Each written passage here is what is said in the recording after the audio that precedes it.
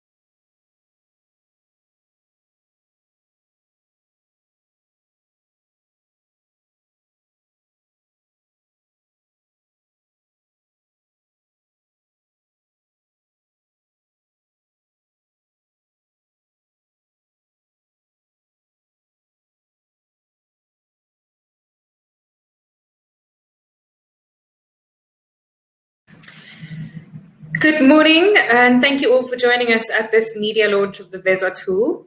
My name is Sabiha Mutala. I'm a project coordinator at Corruption Watch, and today I will be facilitating this launch. We are all extremely excited for you to get to know Veza, the thinking behind it, and what we hope it can achieve. So to introduce our panelists, we have Kavisha Pillay, Head of the Stakeholder Relations and Campaigns Department at Corruption Watch, Gareth Newham, Head of the Justice and Violence Program at the Institute for Security Studies, and Sekutlane Pamodi, Country Director at Accountability Lab South Africa. So the program for today will be, we'll first have a presentation on the tool from Kavisha, followed by contributions from both Gareth and Sekutlane. After that, we'll go to a Q&A session, which will take place via the chat box. If you do have questions during the presentations, you can write them in the chat, but I'd like to request that you please mention your name, which publication you're from, and if your question is directed at any of the panelists in particular. And then I will take note of them during the presentations, and we'll go through them in the Q&A session. And then in the Q&A session, feel free to continue asking questions. So without further ado, Kavisha, over to you. Thank you, Sabia, and good morning to colleagues, to comrades, and to members of the media. I'm just going to start off by showing you, or start today's media launch with a presentation. There we go. Thank you. Okay, so thank you so much for joining us this morning to launch what we believe is an innovative and empowering tool that has the potential to improve transparency and accountability in the South African police services. It has been 3 years since we initially conceptualized this project, and we were able to implement this through some grant funding that we received from Google. So today, Corruption Watch is really proud to present the Veza online tool. Most of you are aware of Corruption Watch and the work that we do. And so, sorry, but those of you who don't, we are a nonprofit organization who encourages public participation in the fight against corruption. We do this by asking the public to report incidences of corruption to us, which then informs our research outputs, policy advocacy, litigation strategies, and our public mobilization campaigns. Since our inception in 2012, we recognize that police corruption is a problem in South Africa. And one of our first interventions was to develop pocket-sized Know Your Rights pamphlets on bribery experienced on the road.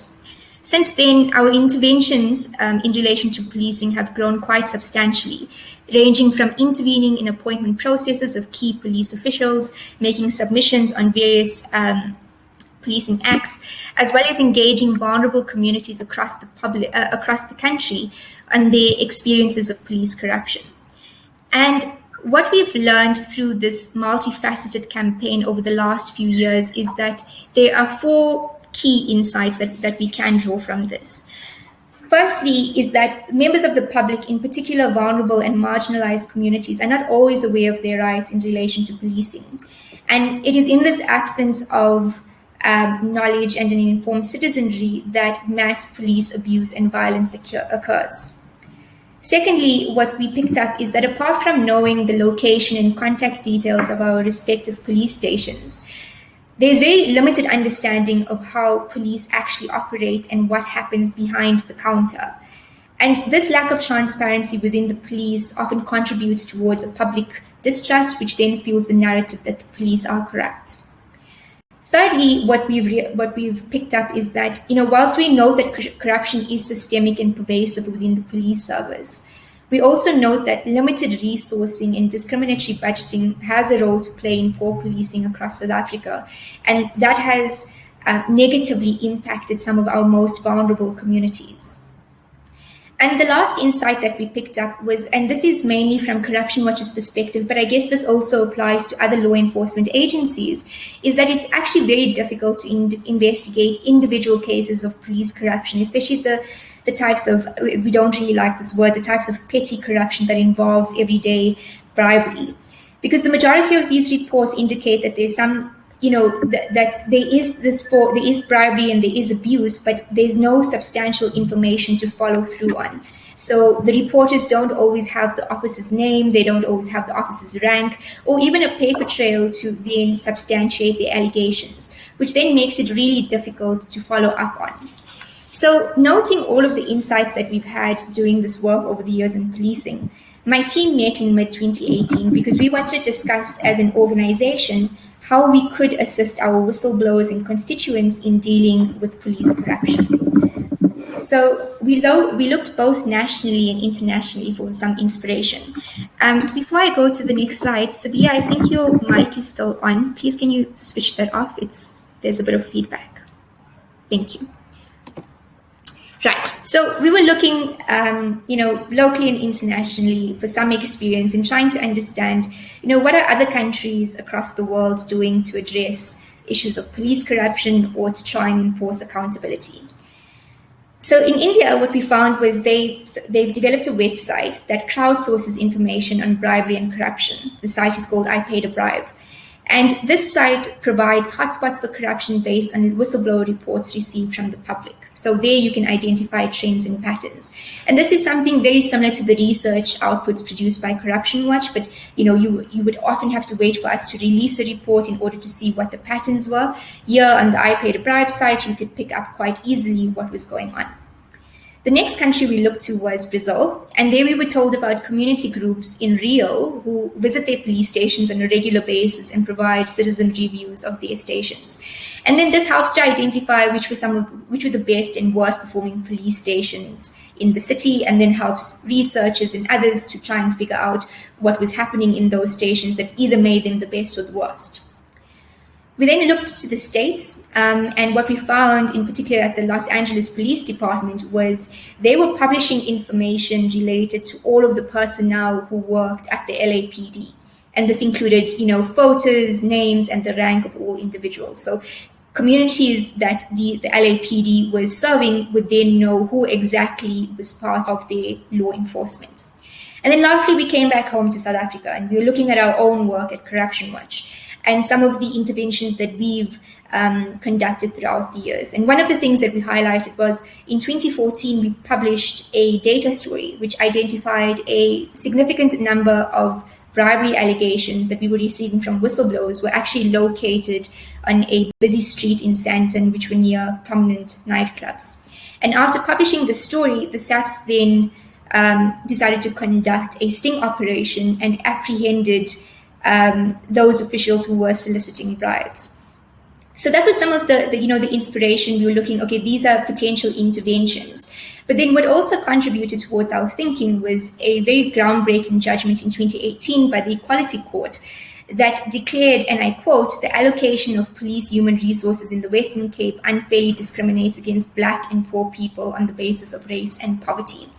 And this also got us thinking about, well, if this is happening in the Western Cape, it's not unlikely that it's not happening across the country.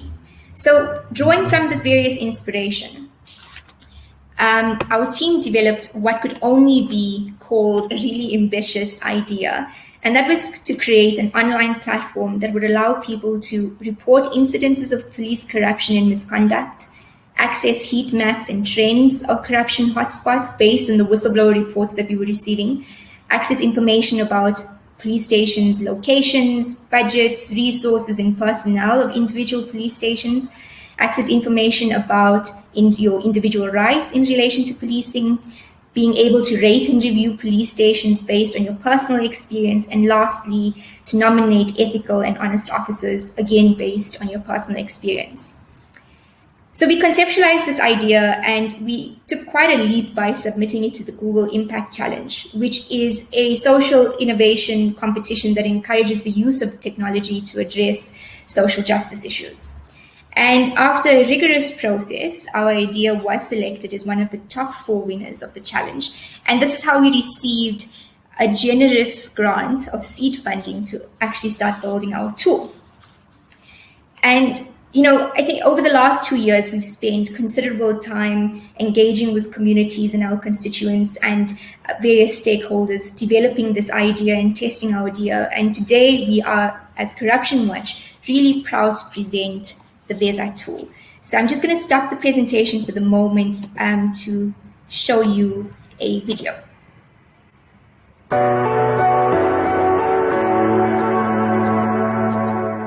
How do we combat corruption in our country, especially when the very institutions that are mandated to do so are themselves corrupt? The cruel history of policing in our republic has creeped its way into the modern day. This has reduced public confidence in policing and tarnished the courageous work of those who risk their lives on a daily basis to make our country safe. We realize there's no easy solution or a quick fix. But in difficult times, innovation takes place. We at Corruption Watch have taken the stand. Veza yonke into. We are committed to exposing corruption and empowering the public. We have created an online tool that allows you to access locations, budgets, and personnel of any police station in the country. You can also rate your police station and even nominate ethical cops.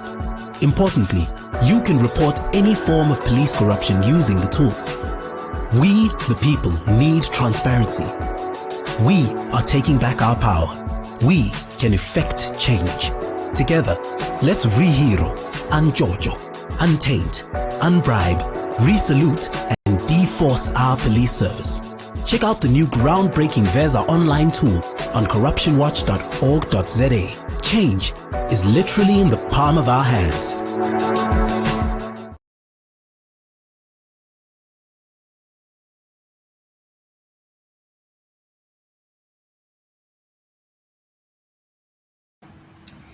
Great. So we've developed this tool, and what we want this tool to do, some of the key objectives of this is, firstly, this is an open data platform designed with the goal of improving transparency and accountability in our police service. And open, accessible, and credible data is an essential pillar in the fight against corruption. And this tool is perhaps the first of its kind in the South African context. It's the first time in the history of our country that you will now be able to access information about all 1,150 police stations across the country, apart from just its location and maybe contact details. This is a pilot in our exploration as Corruption Watch into the domain of how technology and big data can be used to address corruption and advance broader social justice issues. The tool aims to be a resource for journalists, for researchers, community activists, CPFs, and neighborhood watchers, but also for the police and the broader public at large. With this tool, you'll be able to access information that serves as an intelligence source about where the corruption hotspots are in various provinces and towns. It will be able to help the public to access information about their rights, to understand key information about their police stations. But it's also to police officials who are not always aware themselves about the specific details of their stations. It helps them to also better communicate with their constituents and the communities that they serve about some of the challenges that they experience. And lastly, the Veza tool encourages the public to get to know their police stations beyond, like I said, just location and contact details, and to look at this information objectively and to mobilize and work towards demanding better services, perhaps more resources, and essentially greater transparency. So I'll now do a live demonstration of the tool where I will show you what its key features are. If you would like to access the tool, you can do so by either going to Corruption Watch's website or go directly to the site, which is www.veza.org.za. So if you just give me a second.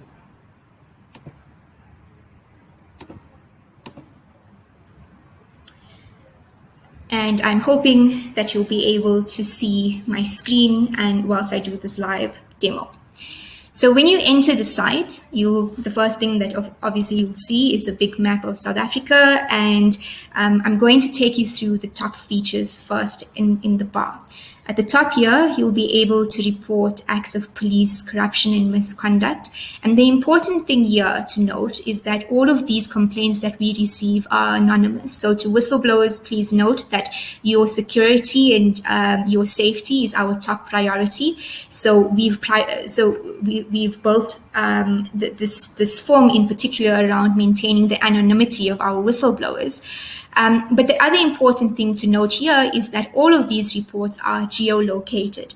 And what that means is that if you've experienced an act of police bribery, for example, at 87 Decoter Street in Braamfontein, you can locate that immediately on this map. And why, again, this is important is that it helps to geolocate where exactly are the patterns and trends of corruption. You'll see that you can get all of your information about Veza and its functionalities and its features in the About page. And here what we've done is we've developed a form where we also are encouraging the public to nominate honest and ethical cops. For us, it's really important to not only, we know that there is this widespread misconduct and corruption in the police. But it's also important to make sure that we profile positive experiences and that we can inspire a culture of integrity within our police service. And we're going to do this through a partnership with Accountability Lab South Africa. My colleague Sekotlani Pamodi is on this call today, and they've done extensive work around profiling positive they call it positive deviations of public servants who are committed to their oath of office. So this feature in particular is something that we'll be working with Accountability Lab on in order to profile these good, honest, and ethical cops. The next feature you will see is the Know Your Rights tab, and under this feature we've developed information relating to a number of different themes. So if you've experienced police corruption, this is what you should do and this is who you should report it to. If you've been arrested, these are your rights. If you're at a roadblock and somebody asks you for a bribe, this is how you should respond to it. If you've been in a public protest, this is how you should. These are your rights. If any of them, this is your responsibility and how you should report them if any of your rights have been violated. If you're a survivor of domestic, sexual, or gender-based violence, this is how the police should be helping you and responding to you. And this feature we'll keep improving. We'll keep adding different thematic areas, but for now we've added about 8 different themes. Obviously, we'll keep building on that library. And then to take you to the main feature of the tool, which is the map. So what you'd see immediately is these red bubbles, and the red bubbles indicate that these are where we've received corruption reports from, and you can see this now at a national level. All of these are the sort of 3 reports that are sitting in the system are test reports, and we put them there just so that you could see what it could look like. But all of these, we haven't received any reports yet, and we are going to be encouraging the public to use the tool. But despite Corruption Watch receiving over 2,000 whistleblower complaints on police corruption prior to the launch of this tool, we took a decision to actually not import that data into our system. And the reason being is that not all of those reports provide an exact location for where that corruption happened. And then it becomes difficult in terms of drawing the patterns and trends and hotspots. So we didn't want to mess with the data that's going to be on the tool. We don't want to impact the credibility of what people are reporting to us. So we're starting from scratch in terms of the collection of whistleblower reports here. But and I'll speak to this a bit later, is we will be introducing as part of phase 2 of this tool, a dashboard where you can then access the historical data that Corruption Watch has received. So on the side control panel here, you'll then be able to see, once this is populated, what are the main corruption types and where are they coming from. You can also see at a national level that we have 1,150 police stations that has a budget allocation of 99.9 billion. There's resources and posts and FCS stations available. Now, just to talk to you a bit more about the data that we've collected here. Our data gathering process involved submitting PIA applications to the SAP's national office, asking them for information that would be broken down at a provincial district and station level. Now, not all of the provinces provided information to us. So you will start to see that there are information gaps when we start diving a bit deeper. So these resources, for example, if I can just give you vehicles, the Western Cape didn't provide us how many police vehicles that they have in the province. And Gauteng provided us with a number that doesn't necessarily seem accurate. So these numbers are probably, especially in relation to vehicles, probably much more higher than what they are reporting on. The posts and the FCS stations, from what we understand, all of the provinces gave that to us. So all of what we're reporting here is a correct reflection on what is allocated per province. And then the last thing to pick up is that we've highlighted something called family violence, child protection and sexual offences units. And these units are really important for survivors of GBV or any type of sexual abuse or domestic abuse. And an interesting insight to pick up here is that out of the 1,150 police stations that we have in the country, only 162 stations have these FCS units.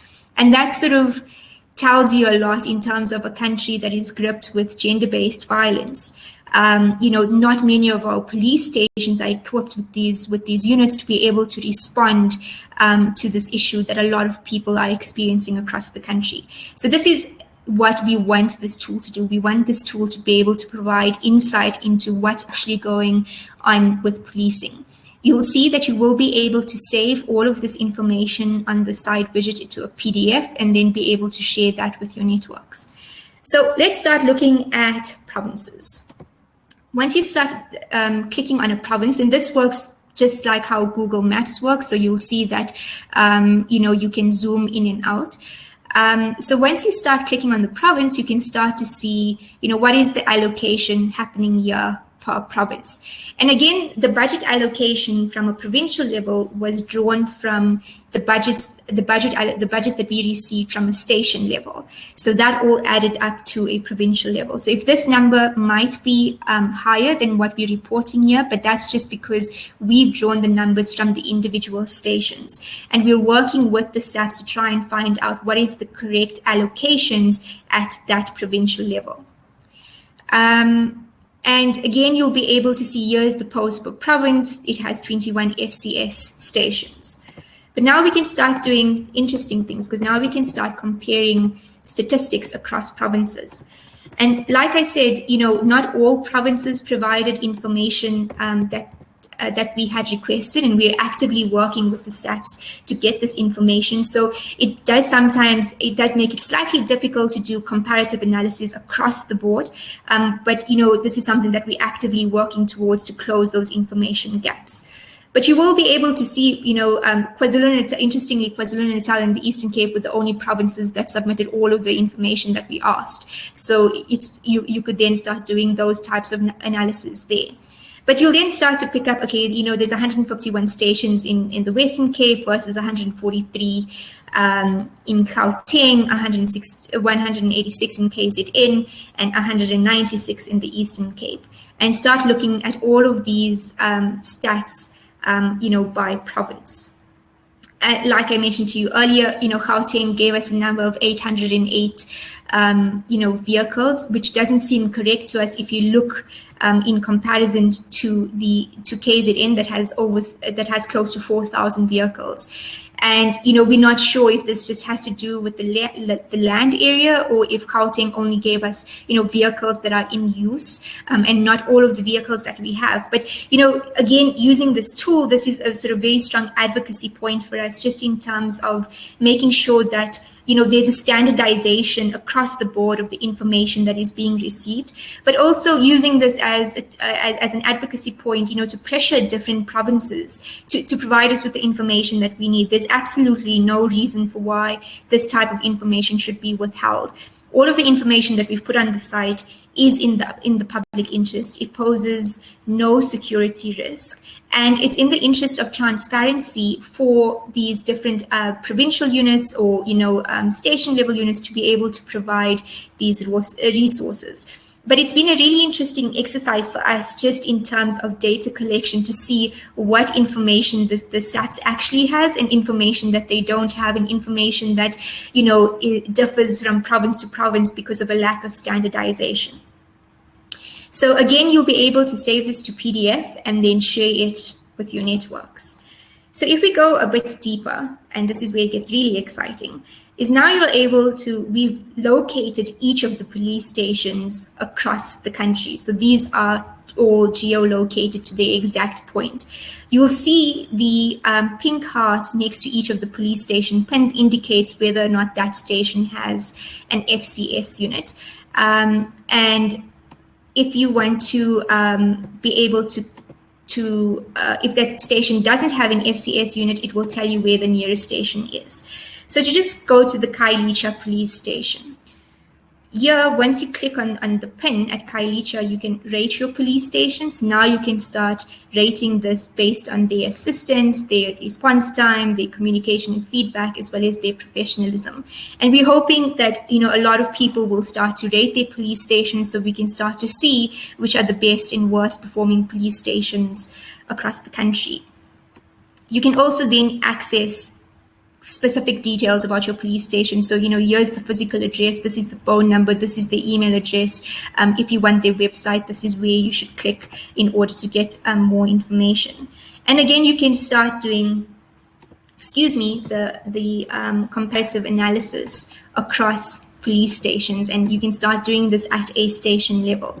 And what this will start telling you is exactly where key discrepancies are. And going back to the sort of legal judgment from the Equality Court that we cited about discrimination against poor Black communities, you'll start to see this in the tool.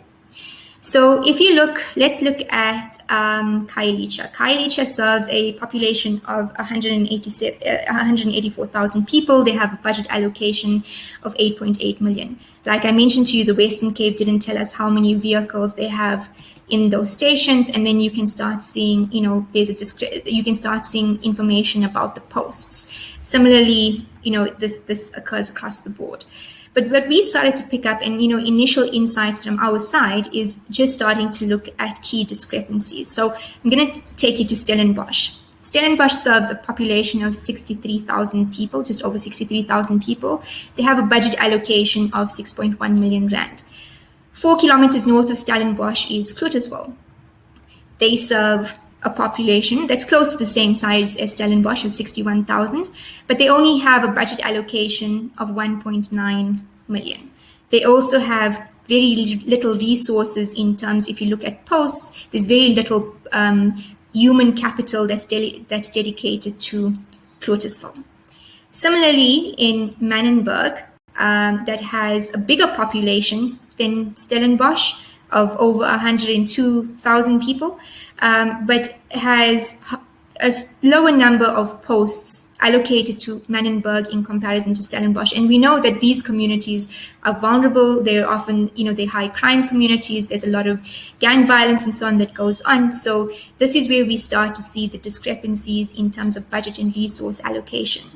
But you can also see in terms of Khayelitsha, yes, it does have a higher budget allocation in terms of Stellenbosch, but it serves a population 3 times higher than what Stellenbosch's population is.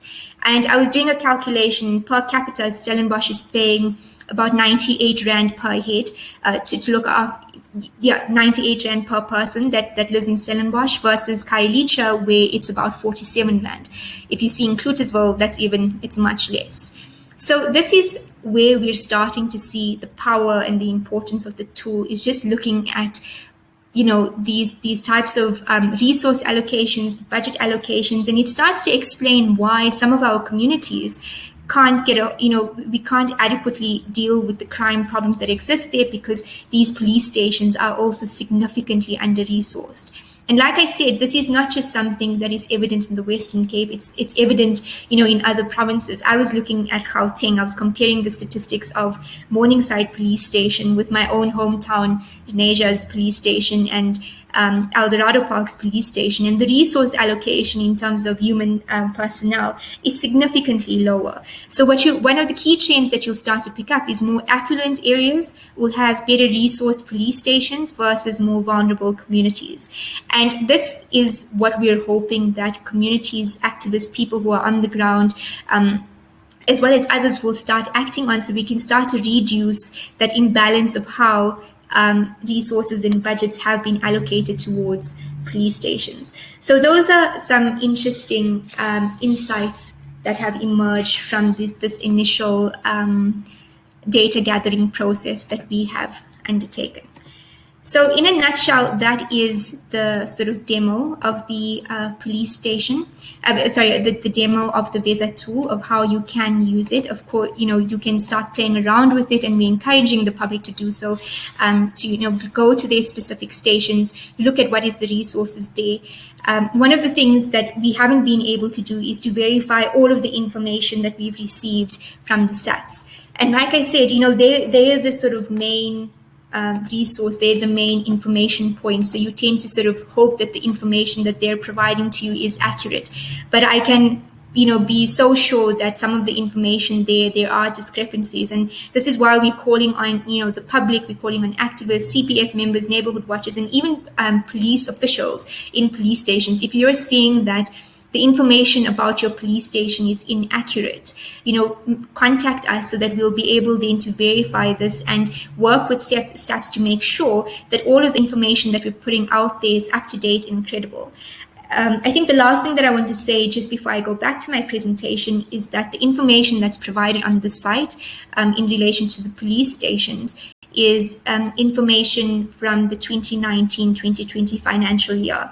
We've already submitted our information requests for the next financial year, and we're hoping that the information that we receive, we're hoping that we'll receive information quite soon so that we can go about updating, the various sections of this tool. So I just have one last slide left, and then I will hand over to my colleagues for their input. But, I think, it's important to note that what we've done with this tool, or the development of this tool, is it's in its pilot phase, and we will then continue to improve the site as well as include new features as we go along. And what you can expect to see in the next few months is that we will develop a dashboard where you can access, like I mentioned earlier, CW's historic whistleblower data, so the data that we've been receiving prior to the police data that we've been receiving prior to the launch of this tool, as well as the information that has been submitted to us by the SAP. So we are sitting with information as far back as 2018. And you'll then be able to also do that type of comparative analysis of, okay, this was the resource allocation in 2018 versus the resource allocation in 2021. Did anything go up and down, and why so? So we will then start to build and improve and include, hopefully, more information that will be useful to audiences across the board. We also want to be able to improve, navigation of this, so we'll keep working and adding additional features. And a key goal for us is to make the site a data-free site so that as many people as possible are able to access important information and use this tool, as well as provide some information and use this tool to their advantage. But we're also looking to provide some of the information in different language options. So, for example, the Know Your Rights section, making sure that there's different languages that are available there. And I think just in closing, I would just like to say that, at Corruption Watch, we've always placed innovation at the center of our approach to tackling corruption in South Africa. And the launch of this tool signifies a new era in how technology can be used to advance social justice, not just in South Africa, but also across the world. And we recognize the challenges of big tech at the moment and the role that it's playing in breaking democracies across the world. And we know how dangerous technology can also be, particularly in policing, where we've seen these recent reports about racist and biased facial recognition algorithms.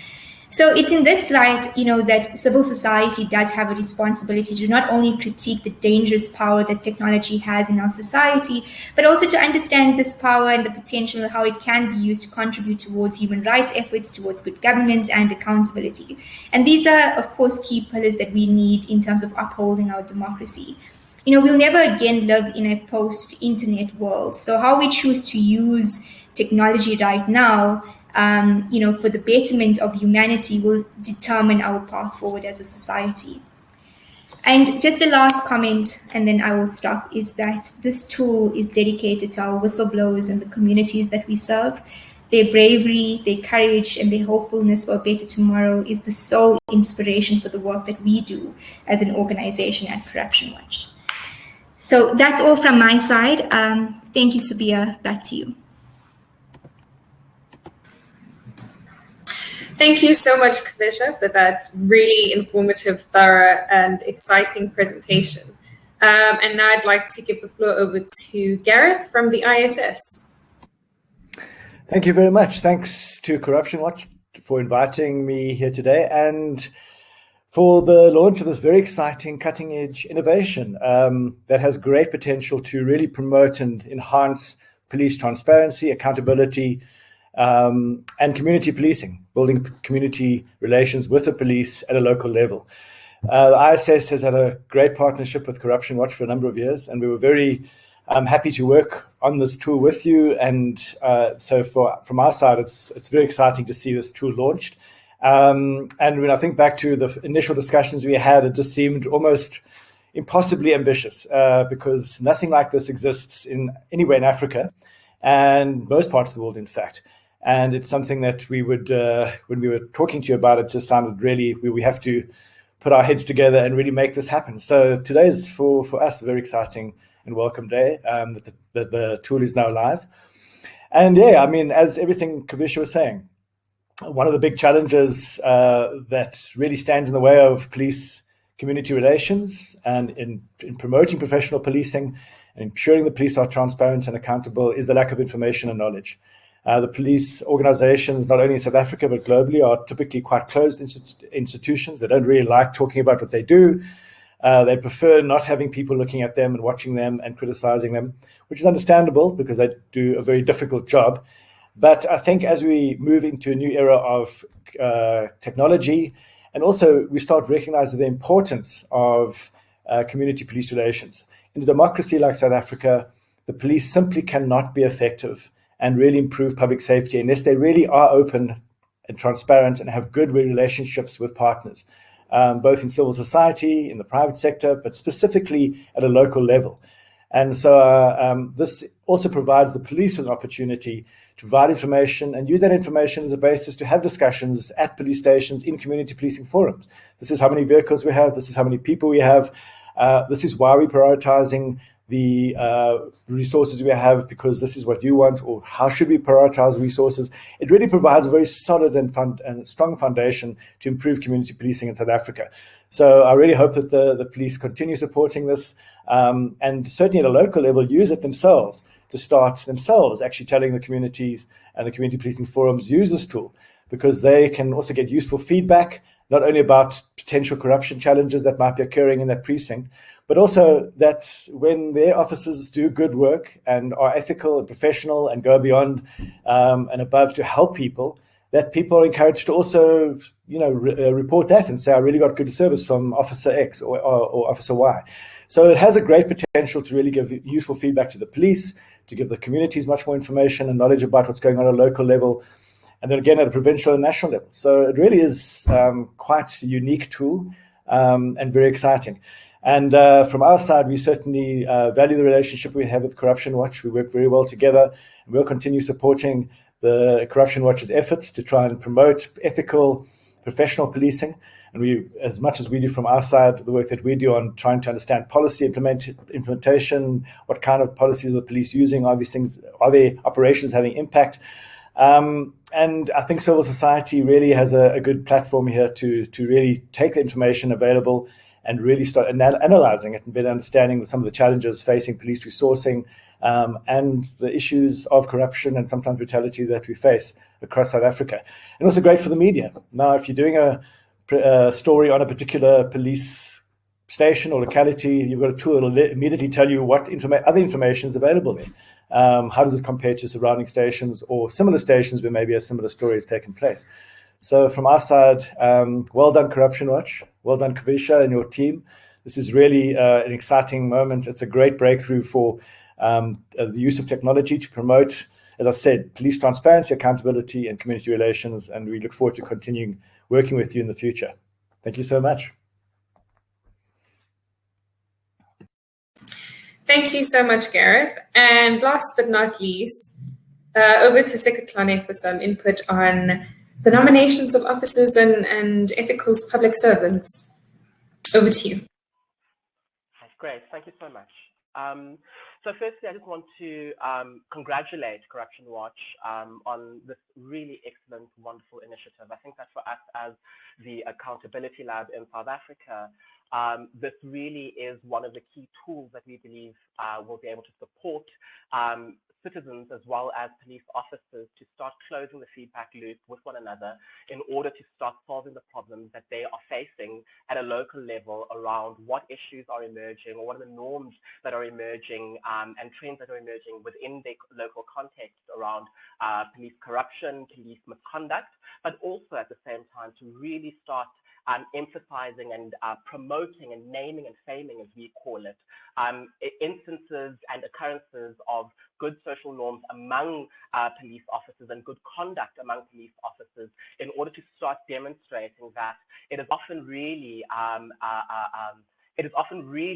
a few police officers that might be involved in misconduct or corrupt activities and so forth, and that in the main, police officers, because they are in our communities, because they are pillars in our communities, they are invested in ensuring that policing does work for the communities that they are invested in and that they live in.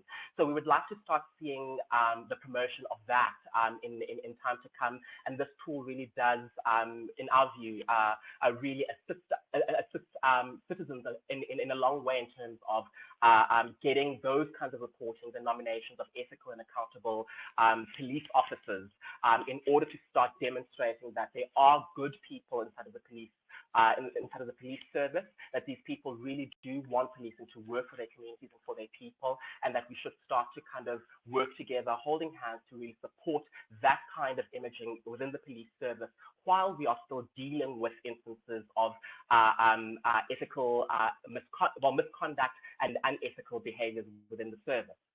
Just to give you a picture of what we do at Accountability Lab, Kavisha did indicate that one of the core pillars of our work is really around promoting positive deviance. And the way in which we do that, or what that really means, is that what we want to do is to really demonstrate that there are good public servants across the board in South Africa. These are the people who are holding our public service together. These are the people who are ensuring that our people have access to good services, that things are still moving along, because we live in a society where inordinate inequality really impacts and contributes to social and economic hardship for the overwhelming majority of our people.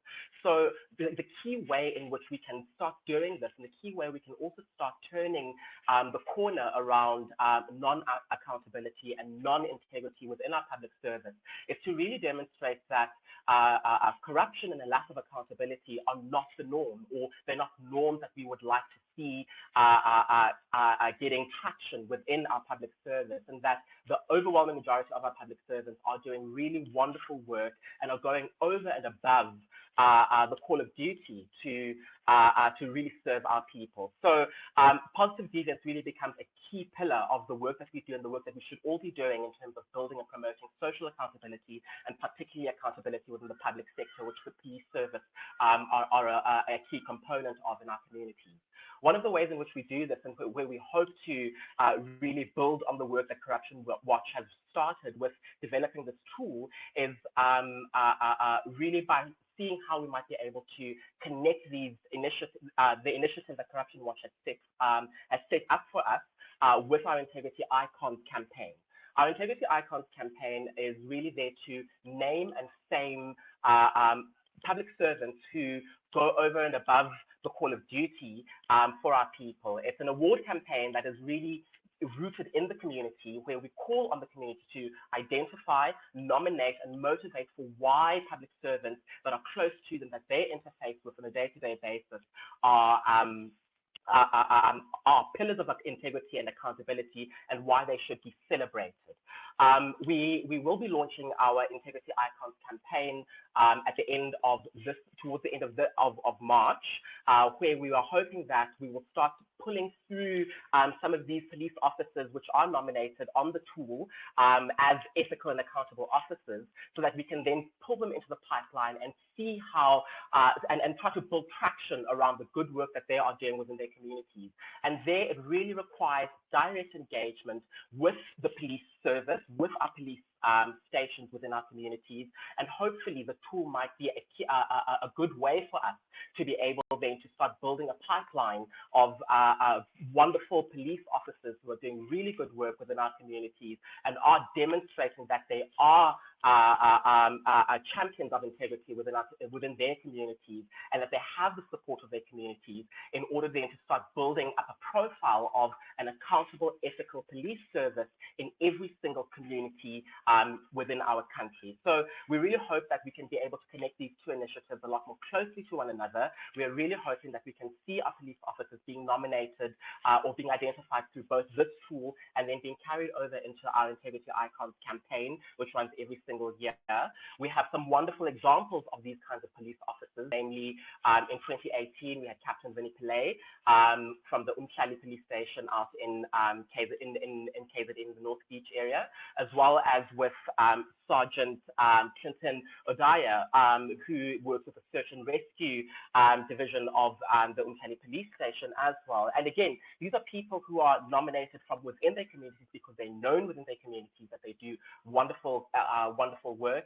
And we are hoping that we can be able to start promoting that, in order to start showing that there is positive deviance within our public service when it comes to issues around accountability and integrity, and that we can start really building a picture of good high-level service within our police service, and that we can start really holding our police service to account and to promote the good work that they are doing. So thank you for this initiative, and we hope that it will grow from strength to strength.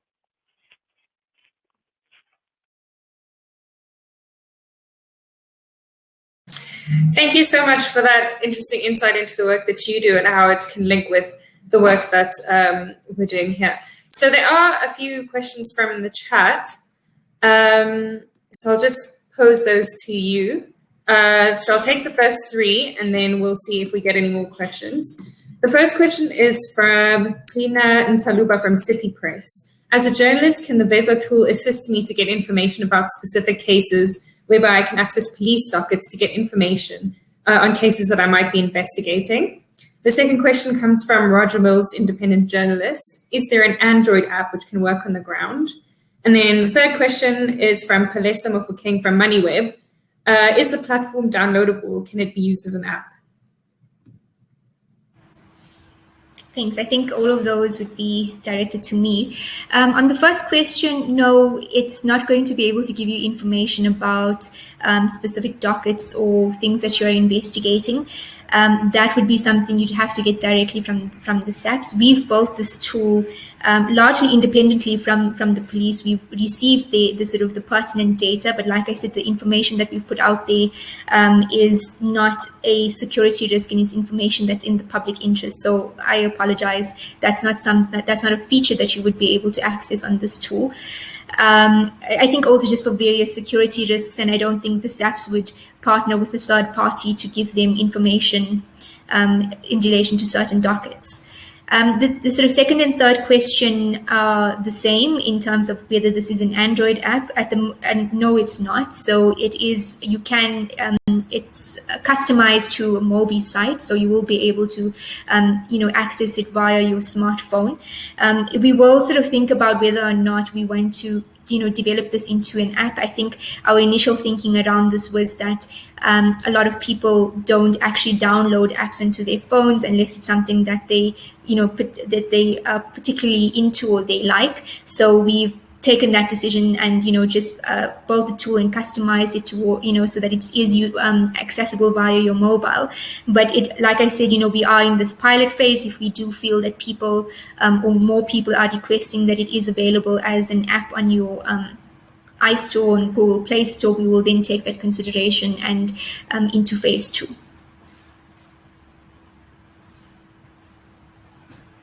Thanks, Kay. I don't see any other questions coming through in the chat.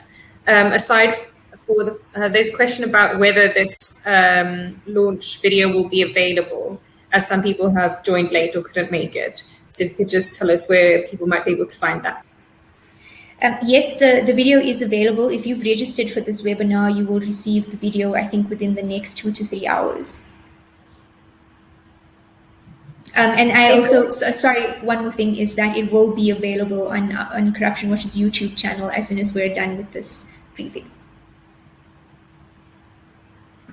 Okay, there's another question that has come through from Kelly Gillespie. The worth of tools like this is how easily accessible and utilized they are by people every day, as well as the responsiveness of those that receive the information.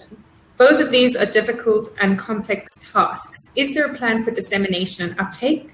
How easy will it be for a township-based protester to report police brutality? And then one more question from Andy China is, what is the buy-in from the SAPS? So if you could take those two questions. Thanks. To Kelly's question, I think, this is something that we've grappled with for quite some time in the development of this is, we don't want this just to be sitting with a small group of people. We want widespread penetration of this tool in the most vulnerable communities so people can utilize its resources. I think COVID has also thrown a spanner into the works for us as an organization. So prior to the pandemic, our team would go out, from community to community doing rights training and on issues around policing. And this would very much form part of how we would do that rollout strategy, is we would have, following the launch, we would have went to communities, we would have demonstrated how this tool can be used and engaged communities on it. We aren't going to be able to do that for obvious health reasons, but we are sort of running an extensive marketing campaign, which also includes using community radio stations where we do rights training on community stations. So we sort of buy airtime on these different platforms. We do the training. We try and engage with communities in the 20 minutes or half an hour that's allocated to us. It's not something that's ideal. But it is a sort of way in which we're trying to get this out to, ordinary people across the country. And I think it is something, at top of our mind is making sure that people are using this tool. I mean, this tool is only as powerful as the people who are using it. So accessibility is a huge issue for us, and that's why, now that we have the tool that's live, our next prioritization is making sure that it is data free, so that you don't have to have gigs, so that you can use this, that if you can just log on and be able to access, you can be able to report, and it's not going to charge you any data. So those are things that are very important for us, and it's definitely on the top of our priority list. But Kelly, I note your input, and we are definitely thinking about this. And our dissemination plans at the moment is largely just going to be through media platforms, but we're hoping that when there is some sort of light after this whole COVID pandemic, we would be able then to actually undertake actual face-to-face engagements with our constituents and the communities that we serve.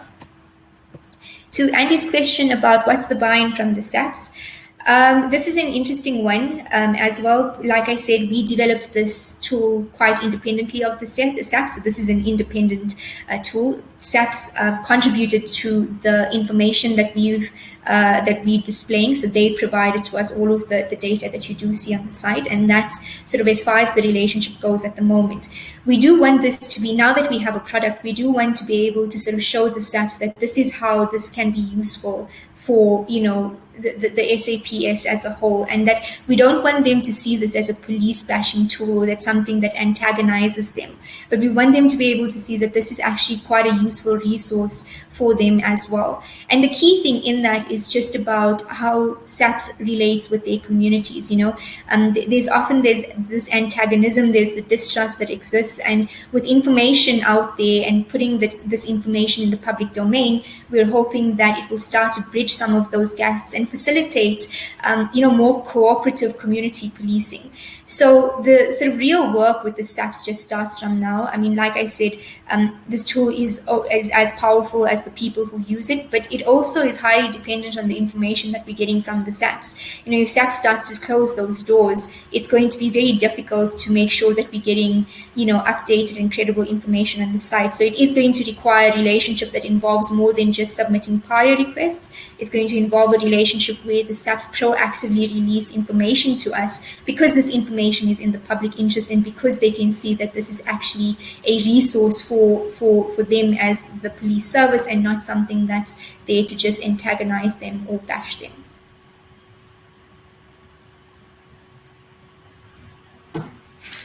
Thanks, Kavisha.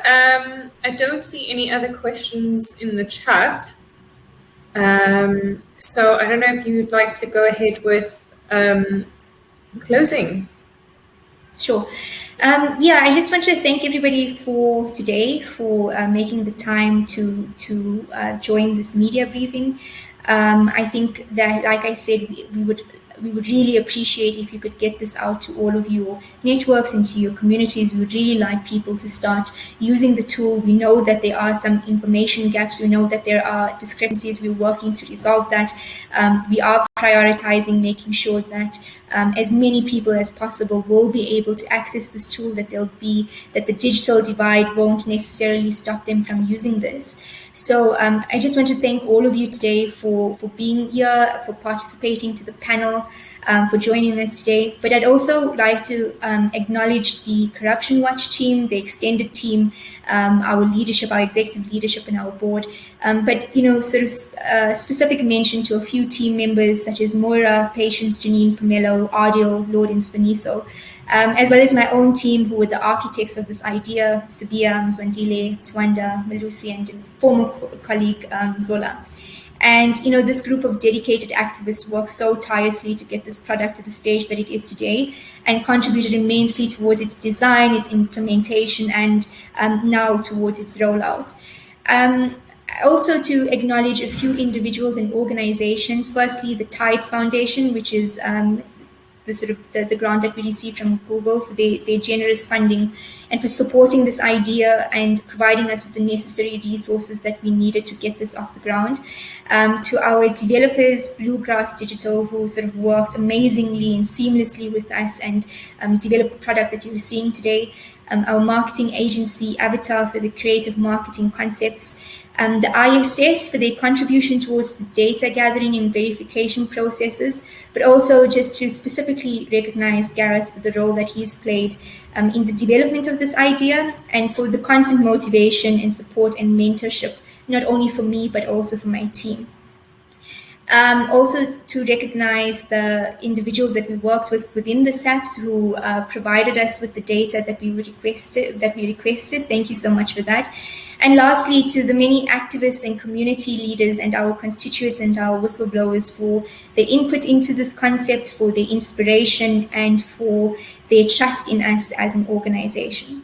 So from my end, thank you, everybody. We really appreciate your participation today, and please use the tool.